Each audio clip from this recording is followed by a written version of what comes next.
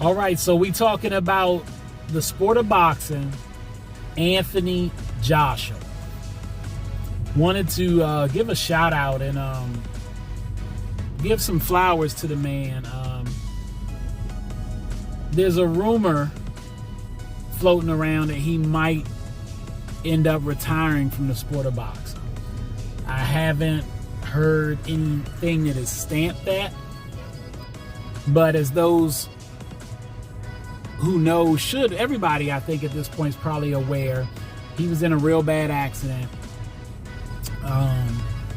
and two of his best friends died in the accident.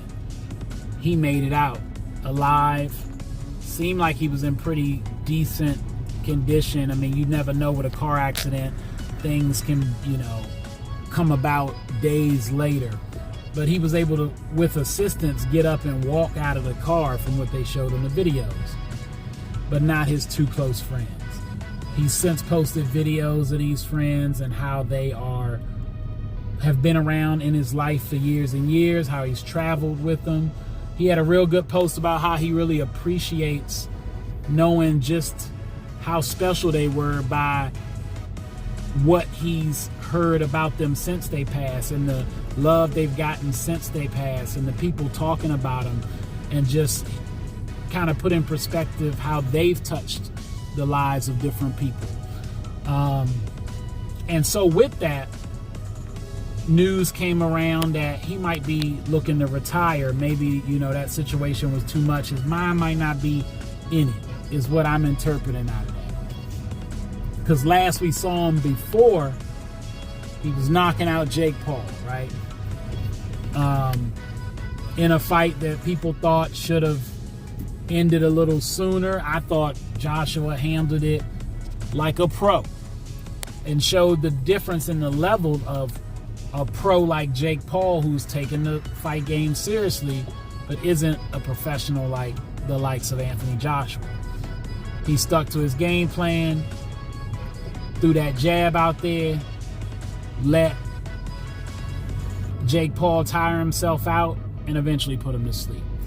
But that's all I'm going to talk about the Jake Paul fight. I want to talk about Anthony Joshua and his career. He should go down in the Hall of Fame should he retire and never fight again. He's one of the all-time great heavyweights. I thought early in his career that he was going to be a guy that might be in his career at an even higher level than I would say he is at this point. We saw some chink in the armor. Some people would say they saw it sooner. I got a friend of mine that's really into boxing. Shout out to New York B, as we call him. That told me that Joshua was a little square-footed. He fought like or fights, because I'm going to say fights because we don't know if he's officially retired yet. He don't have enough movement, he's a little too stiff, too straight up and down. But technically sound. I definitely always thought he was technically sound. I liked his jab, or I like his jab and his ability to set people up for his hooks and his uppercuts. Chin has been a little bit questionable, obviously, but I've seen him take hits and get up. And the reason I think he's an all-time great, one, he was a unified heavyweight champion twice. Two-time heavyweight champ, two-time unified heavyweight champ. But he didn't duck anybody. You're talking about an Olympic gold medalist. He pretty much fought everybody that was in front of him. The one person that anybody can maybe throw out there is Deontay Wilder.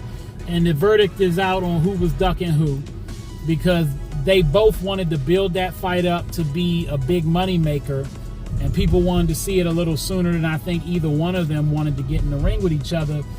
But I think that was for money purposes, because he got in the ring with Klitschko, and that was a war. One of the best heavyweight fights I've seen in my lifetime, with my own two eyes watching it on TV in real time. Not fights I've seen that had happened before. There's and even those, I would say, you put this on the short list. It was a great fight. Joshua went down, dropped Klitschko, wasn't sure if he could beat him, it looked like, but persevered and took him down. Big time fight. You know, he went and got each one of those belts that he had before he lost it to Usyk, or even before he lost the first time to, I believe it was Andy Ruiz.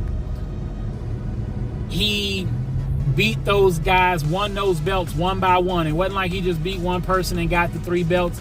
He went on a tour and claimed those belts. So he was legitimate. And all the guys he was fighting, he honored all his mandatories typically.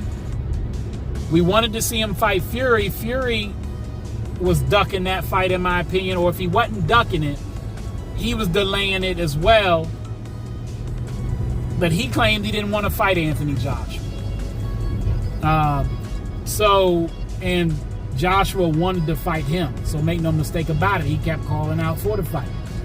So Joshua, I think in his era, it's hard to judge different eras, but in his era, he did what he needed to do when he needed to do it. And the biggest thing I can give him credit for is his sportsmanship. The most out of pocket I've seen him from sportsmanship was when he lost to Usyk the second time. Took that like a poor sport at first. He had never been in that position, and you could tell. And he really just couldn't fathom that he had lost to that man twice. But even though he didn't act right in the immediate aftermath of the fight, he corrected that too, apologized, and admitted that he was wrong.